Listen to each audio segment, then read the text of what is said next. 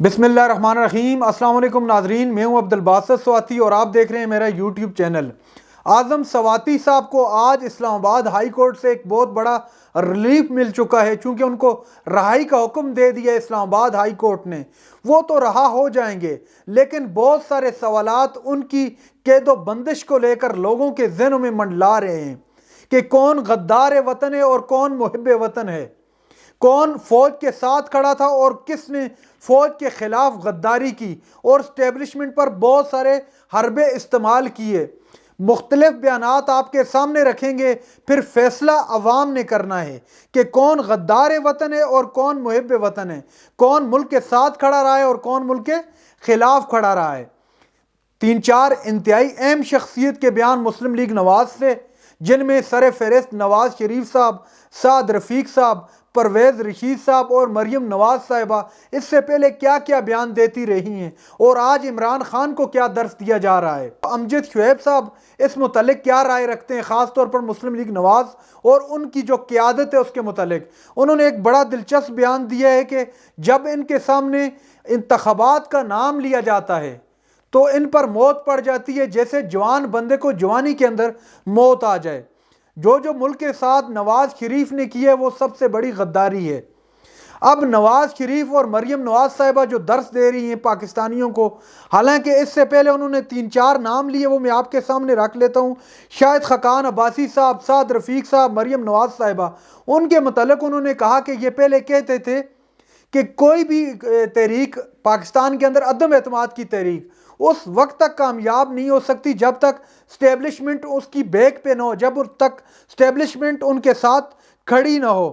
تو اعتماد کا جو سارے کا سارا عدم اعتماد کا معاملہ تھا، یہ کلیئر الفاظ میں انہوں نے کہا کہ یہ سارے کا سارا کرتا دھرتا جو ہے اسٹیبلشمنٹ تھی مریم نواز اینڈ کمپنی کے مطابق۔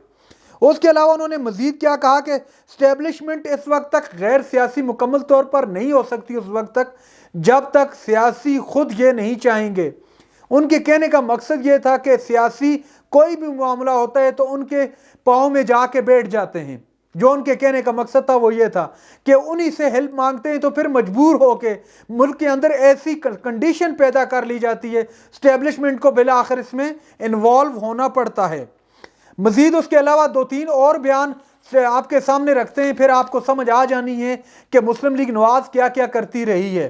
ان میں سر فہرست ہے جی سب سے پہلے پرویز رشید صاحب نے جو بیان دیا تھا وہ میں آپ کو پڑھ کے سناتا ہوں، پھر اس کے متعلق بات بھی کرتے ہیں۔ برباد کر دیا اس پاکستان کو، تباہ کر کے رکھ دیا اس پاکستان کو، پورے ملک کو لہو لہان کر کے پھر کہتے ہیں کہ نواز شریف تم اس سب کو ٹھیک کرو، تم ملک کو صحیح سمت پر لے کے آؤ، خراب کریں جرنیل اور ٹھیک کریں نواز شریف۔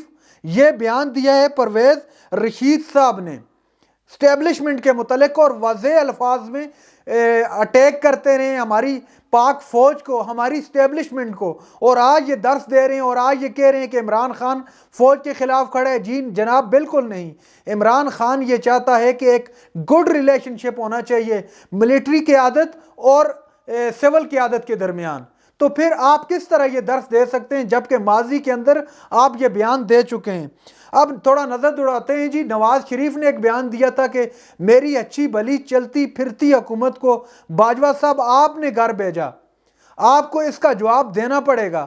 اس وقت باجوہ صاحب جو ہے فوج کے اندر فوج کی کمان ان کے ہاتھ میں تھی، اس کے باوجود اس طرح کے بیان دیتے رہے، اور آج وہ بھی عمران خان کو امن کا درس دے رہے ہیں۔ کہ سعد رفیق صاحب کیا کہتے رہے وہ بھی ذرا غور فرمائیں۔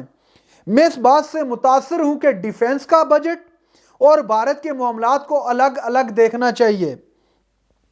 میں ڈی ایچ اے کے خلاف ہوں، غور کیجئے۔ اس کے علاوہ وہ کہتے ہیں کہ میں سمجھتا ہوں فوج کو پلاٹ نہیں بانٹنے چاہیے، جرنیلوں کو پراپرٹی ڈیلر نہیں ہونا چاہیے۔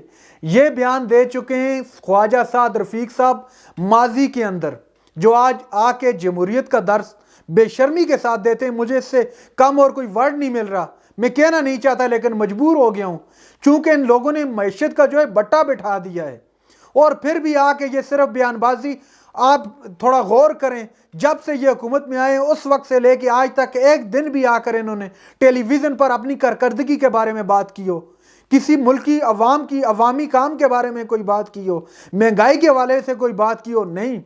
عمران خان سے ان کی سیاست شروع ہوتی ہے اور عمران خان پر ختم ہوتی ہے۔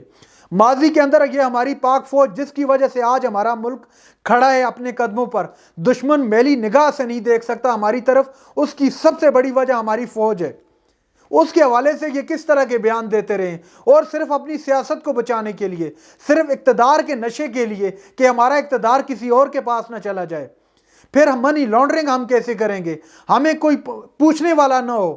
جب یہ اس طرح کے معاملات میں جب اسٹیبلشمنٹ انوالومنٹ کرتی ہے ان کے ایسے معاملات کو روکنے کے لیے، تو پھر یہ اس طرح اٹیک کرتے ہیں اس فوج پر جو روزانہ ہزاروں کی تعداد میں جو ہے بارڈروں پر اپنی جان کا نذرانہ پیش کرتے ہیں۔ تو شرم آنی چاہیے ان کو، اس طرح کی باتیں اس فوج کے بارے میں کرتے ہیں، اس اسٹیبلشمنٹ کے بارے میں کرتے ہیں۔